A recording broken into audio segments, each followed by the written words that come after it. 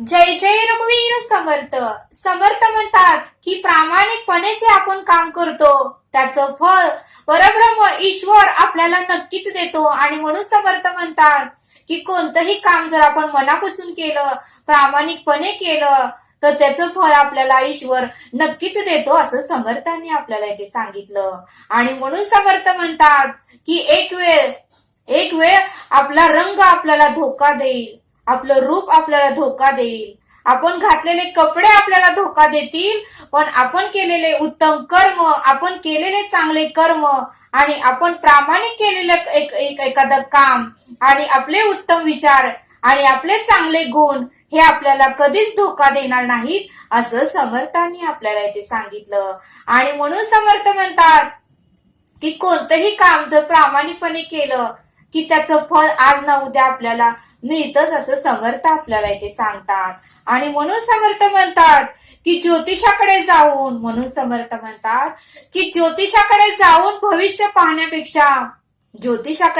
भविष्य पाहण्यापेक्षा भूतकाळात जाऊन आपल्या आई वडिलांनी आपल्यासाठी काय केलं तेही आपण बघितलं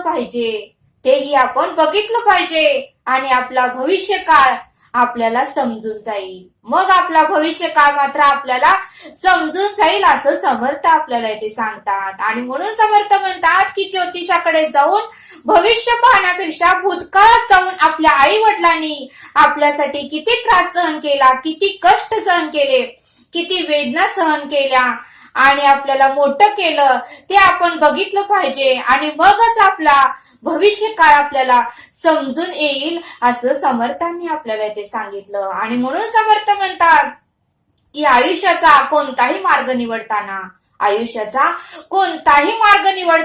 आई वडिलांचे मत नक्कीच घ्या. कारण जेवढं आपलं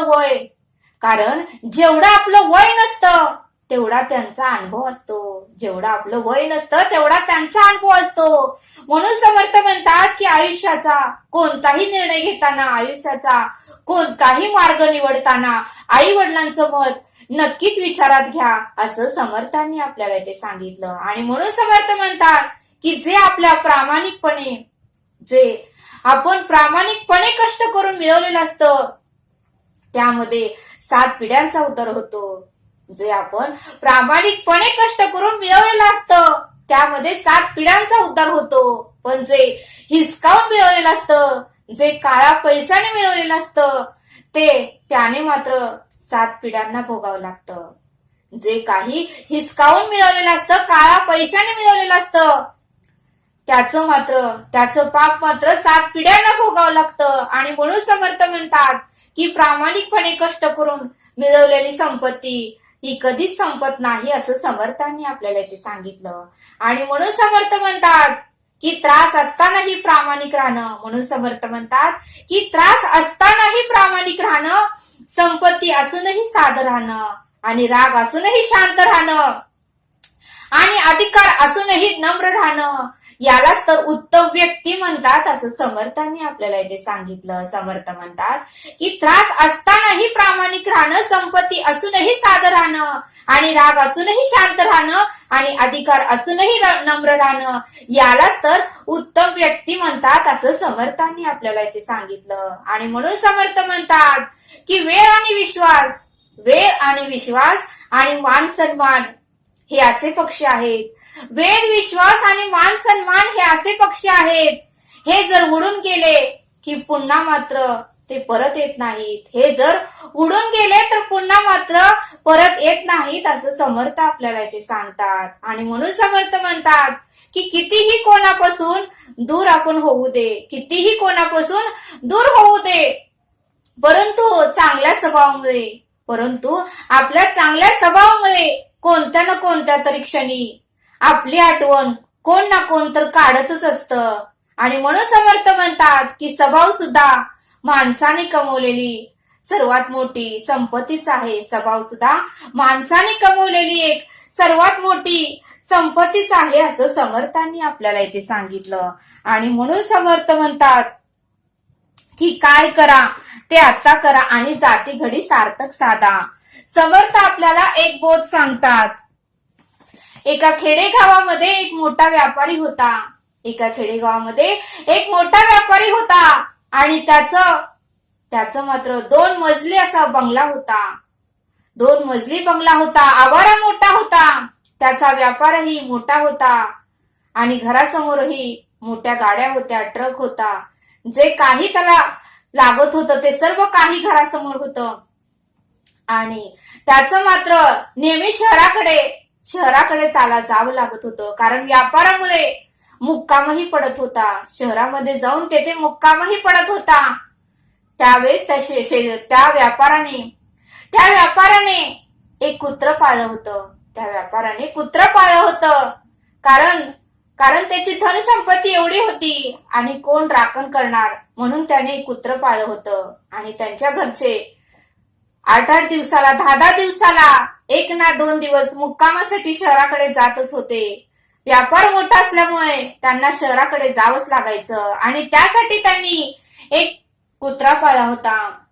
आणि त्या कुत्र्याची सेवा सुद्धा ते प्रामाणिकपणे करत होते. कुत्र्याला 2 टाइम जेवायला द्यायचे, पाणी ठेवायचे, त्याला फिरवून आणायचे, त्याला जे काही आवडतंय ते त्याला घालत होते. अशी ते कुत्र्याची सेवा उत्तमाची करायचे. त्याला नेहमी आंघोळ घालायचे, स्वच्छ ठेवायचे आणि त्या कुत्र्याची सेवा त्यांनी उत्तम केली, प्रामाणिकपणे केली.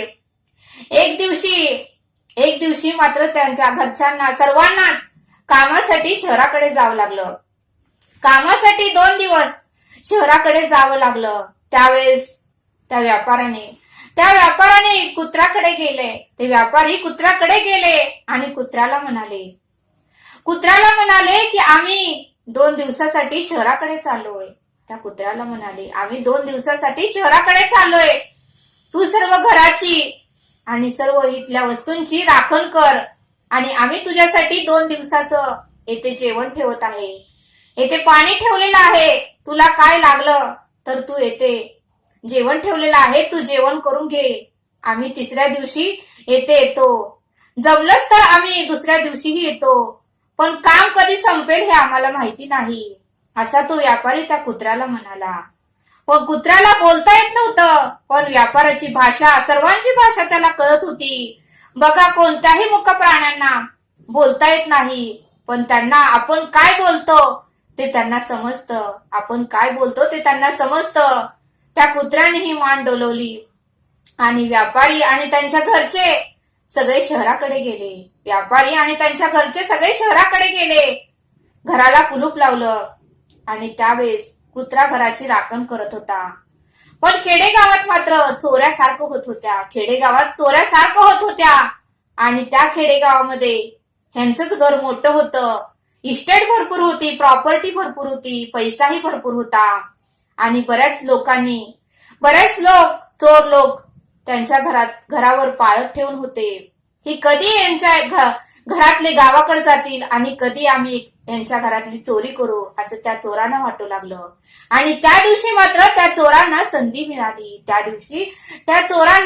मिळाली आणि त्यांनी ठरवलं की आज ह्या घरातले सर्वजण शहराकडे गेले आहेत. घरालाही कुलूप लावलेलं आहे. आपण रात्री 12:30-1च्या दरम्यान यायचं आणि या घरातलं सर्व काही संपत्ती चोरी करायची, असं त्या चोरांनी ठरवलं. आणि त्या दिवशी 4 चोर त्यांच्या घरी आले. रात्री 12:30-1 वाजले होते. त्या रात्री 4 चोर त्या बंगल्यासमोर आले. त्यावेळेस ते कुत्र बघितलं त्या चोरांना आणि भुंकायला चालू केलं. त्या कुत्र्याने त्या चोरांना बघितलं आणि भुंकायला चालू केलं. एका चोराने कुलूप मोडलं आणि कुत्र त्यांच्या अंगावर यायला लागलं. त्यावेळेस त्या चौघांनी मिळून त्या कुत्र्याचे दोन्ही पाय धरले आणि मागं बांधलं. पुढचेही दोन्ही पाय धरले, पुढेही दोरीनं बांधलं आणि त्या कुत्र्याला घेऊन एका रूम मध्ये त्याला कोंडून ठेवलं. त्या कुत्र्याला एका रूम मध्ये कोंडून ठेवलं आणि चौघांनी हातोडीने सर्व कुलूप फोडले.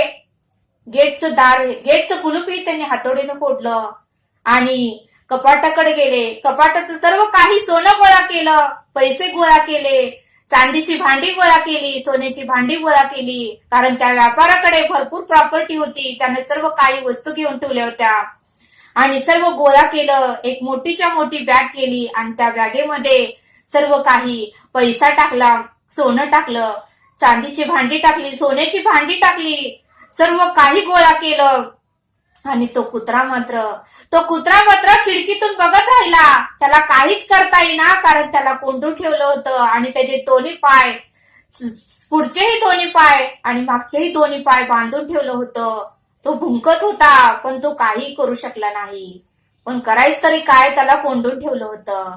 मग चोरांनी सर्व काही गोळा केलं आणि 10 मिनिटात ती चोरं गेटच्या बाहेर पडले. 10 मिनिटांनी ती चोरं गेटच्या बाहेर पडले. पण त्या खेडेगावात नेहमी चोरी व्हायची. त्यामुळे पोलिसांची एक गाडी तर त्या खेडेगावामध्ये येतच होती. पोलिसांची गाडी 1-2च्या दरम्यान ते खेडेगावामध्ये फिरतच होती, कारण नेहमी त्या खेडेगावात चोरी व्हायची. मग ज्या वेळेस ते चोर बाहेर पडले, त्यावेळेस त्यांना पोलिसांच्या गाडीचा आवाज आला आणि ते चोर एका आडोशाला लपले. चौघही एका आडोशाला लपले आणि पोलिसांची गाडी पुढे गेली. पण ती गाडी कधीही आपल्याला बघेल आणि आपल्याला तुरुंगात टाकेल असं त्या चौघांनाही भीती वाटू लागली. आणि त्या चौघांनीच त्या घरासमोर थोडा अंतर गेलं की एक झाड होतं. त्या झाडाच्या खाली कुदळ खांदून खड्डा खांदला. कुदळीने खड्डा खांदला आणि मोठाच्या मोठा खड्डा खांदला आणि त्या खड्ड्यामध्ये ती सर्व काही संपत्तीने भरलेली बॅग त्या खड्ड्यामध्ये पुरून टाकली. पैसा होता, सोनं होतं, चांदीची भांडी होती, जे काही त्यांनी चोरी केली होती, बॅग गच्च भरली होती, ती बॅग पूर्णपणे त्यांनी त्या खड्ड्यामध्ये पुरून ठेवली आणि पूर्णपणे माती त्या खड्ड्यावर टाकली की जेणेकरून कोणालाही दिसू नये. आणि त्या चौघांनीही ठरवलं की आपण दुसऱ्या दिवशी इथे कोण आहे का नाही ते बघून दुसऱ्या दिवशी संध्याकाळी इथे येऊन ही बॅग घेऊन जाऊया. आणि ते चौघही आपापल्या घरी निघून गेले. आणि 2 दिवसांनी मात्र त्या घराचे मालक परत आले. 2 दिवसांनी त्या घराचे मालक परत आले. त्यावेळेस त्या कुत्र्याला कोंडून ठेवलं होतं. घराच्या मालकाने त्या कुत्र्याला सोडवलं आणि कुत्र्याचे दोन्ही पायही सोडवले.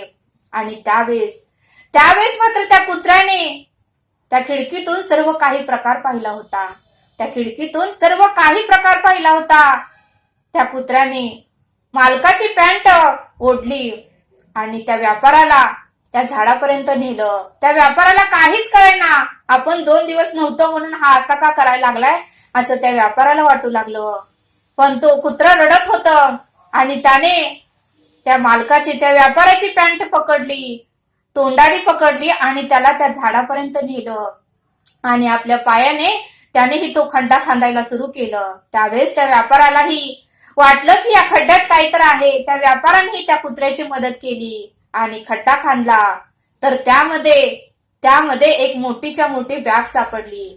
त्या व्यापाराने ती बॅग घेतली आणि उघडून बघतो तर काय, तर त्याच्यामध्ये व्यापाराचे जे काही वस्तू केल्या होत्या, सोन्याच्या वस्तू केल्या होत्या, चांदीच्या वस्तू केल्या होत्या, त्या सर्व त्या बॅगेमध्ये होत्या आणि पैसेही होते. आणि त्यावेळेस तो कुत्रा त्या व्यापाराकडे बघून रडू लागला आणि त्याचे पाय त्याच्या व्यापाराच्या पायावर होते.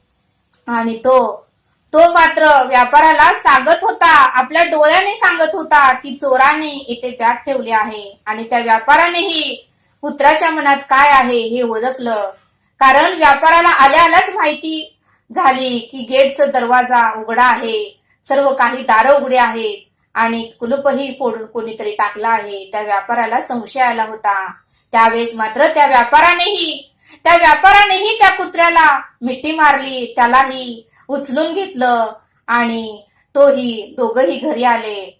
मग समर्थ म्हणतात की बघा, त्या व्यापारानेही प्रामाणिकपणे त्या कुत्र्याची सेवा केली होती आणि म्हणून कुत्र्यानेही प्रामाणिकपणे त्या व्यापाराच्या घराची सेवा केली. त्याला कोंडून ठेवलं होतं, त्याचे 2 पाय बांधले होते, तरीही त्याने खिडकीतून लक्ष दिलं आणि सर्व काही प्रकार पाहिला आणि त्या व्यापाराला त्याने तो सांगितला आणि त्या व्यापाराने ती बॅग काढली आणि त्या व्यापारालाही आनंद झाला. मग समर्थ म्हणतात की एक वेळ मनुष्य प्रामाणिकपणे राहणार नाही, एक वेळ मनुष्य प्रामाणिकपणे वागत नाही, पण पशुपक्षी मात्र आणि प्राणी मात्र एकदा का आपण त्यांना थोडं फार जरी प्रेम केलं, थोडं फार जरी माया लावली, तर ते आपला प्राण जास्तपर्यंत प्रामाणिकपणेच काम करतात आणि आपलं रक्षणच करतात, असं समर्थांनी आपल्याला इथे सांगितलं. आणि म्हणून समर्थ म्हणतात की प्रामाणिकपणे केलेलं काम हे कधीच वाया जात नाही, त्याचं फळ आपल्याला नक्कीच मिळतं, असं समर्थांनी आपल्याला इथे सांगितलं. आणि म्हणून समर्थ म्हणतात की मनुष्यापेक्षा प्राणी खूप प्रामाणिक आहे, असं समर्थ आपल्याला इथे सांगतात. प्राण्यांना समर्थ म्हणतात की प्राण्यांना बोलताही येत नाही, पण सर्व काही समजते. त्यांना बोलता येत नाही, पण सर्व काही त्यांना आपली भाषा समजते, असं समर्थांनी आपल्याला इथे सांगितलं. आणि म्हणून समर्थ म्हणतात की राब राब शेतात बैल राबतो, राब राब शेतामध्ये बैल राबतो, पण कोणाकडूनही तो पगार मागत नाही, जवळही तो जाऊन पगार कधीही त्या बैलाने मागितला नाही. आणि म्हणून समर्थ म्हणतात की मोराला आणि कोकिळाला कुणीही पुरस्कार दिला नाही, मोराला आणि कोकिळाला कुणीही पुरस्कार दिला नाही, तरीही मोर हा सुंदर नाचतो आणि कोकिळाही सुंदर गाते. मोर हा सुंदर नाचतो आणि कोकिळाही सुंदर गाते, असं समर्थ आपल्याला इथे सांगतात. आणि म्हणून समर्थ म्हणतात की पक्ष्यांचे घरटे वादळात उडून जाते, म्हणून समर्थ म्हणतात की पक्ष्यांचे घरटे हे मोठमोठ्या वादळामध्ये उडून जाते. मुंग्यांच्या वारुळातही पूर आलं की पाणी येतं, मुंग्यांच्या वारुळातही पूर आलं की पाणी शिरतं, पण कोणत्या पक्षाने कधीही संकट आले म्हणून आत्महत्या केली नाही, कोणत्याही पक्षाने कधीही संकट आलं म्हणून आत्महत्या केली नाही. उलट हिमतीने प्रामाणिकपणे आणि पुन्हा त्यांनी घरटही बांधलं आणि पुन्हा त्या मुंग्यांनी आपलं वारुळही बांधलं, असं समर्थांनी आपल्याला इथे सांगितलं. आणि म्हणून समर्थ म्हणतात की वाघ कधीही लाचारीने जगत नाही, वाघ हा कधीही लाचारीने जगत नाही. शिकार मिळाली नाही म्हणून कोणाकडे तो तक्रारही करत नाही, वाघ हा कधी लाचारीनेही जगत नाही आणि शिकार मिळाली नाही म्हणून कोणाकडे तो तक्रारही करत नाही, असं समर्थांनी आपल्याला इथे सांगितलं. आणि म्हणून समर्थ म्हणतात की मधमाशी फुलातून मध आणते आणि पोळं तयार करते, आणि ते पोळं तयार करते मधांच्या पोळ्यासाठी कधीही कोणाकडून तिने हमीही घेतली नाही आणि मजुरीही घेतली नाही, कधीही त्या मधाच्या पोळ्यासाठी तिने कोणाकडून मजुरीही घेतली नाही आणि हमीही घेतली नाही, असं समर्थांनी आपल्याला इथे सांगितलं. आणि म्हणून समर्थ म्हणतात की मनापेक्षा सुपीक स्थान कुठलेच नाही, कारण जेथे जे काही पेरले जाते ते अधिकच वाढते. मग उत्तम विचार असू दे, प्रेम असू दे, द्वेष असू दे, मत्सर असू दे, ते उगवतच जाते. आणि म्हणून समर्थ म्हणतात की मनापेक्षा सुपीक स्थान कुठलेच नाही, असं समर्थांनी आपल्याला इथे सांगितलं. आणि म्हणून समर्थ म्हणतात की आपण आपलंही काम प्रामाणिकपणे केलं तर त्याचं फळ आपल्याला नक्कीच परमेश्वर देतो, असं समर्थांनी आपल्याला इथे सांगितलं. समर्थ आपल्याला एक श्लोक सांगतात, जनी वादविवाद सोडून द्यावा, जनी सुख संवाद सुखे करावा, जगी तोची तो शोक संतापहारी, तुटे वाद संवाद तोहितकारी. या श्लोकाचा अर्थ समर्थ सांगतात की लोकांमध्ये वादविवाद करू नये, पण ज्या योगी संशय फिटेल, दुसऱ्याला सुख समाधान लाभेल, परस्पराबद्दलचे प्रेम आपुलकी वाढीस लागेल. परस्पराबद्दलचे प्रेम आपुलकी वाढीस लागेल. असा सुख संवाद मात्र अवश्य करावा. असा सुख संवाद मात्र अवश्य करावा. आणि ज्याच्यामुळे लोकांची शोक संताप जातो, ज्याच्यामुळे लोकांचा उद्गीता शोक संताप जातो, वादविवाद मिटतो, तो संवाद हितकारक आहे. वादविवाद मिटतो, तो संवाद हितकारक असतो. असा या श्लोकाचा अर्थ समर्थांनी आपल्याला इथे समजावून सांगितला. तरी आता आपण येथेच थांबूया. भेटूया पुढील भागात. हा व्हिडिओ आवडल्यास सबस्क्राईब करा. धन्यवाद. जय सद्गुरू.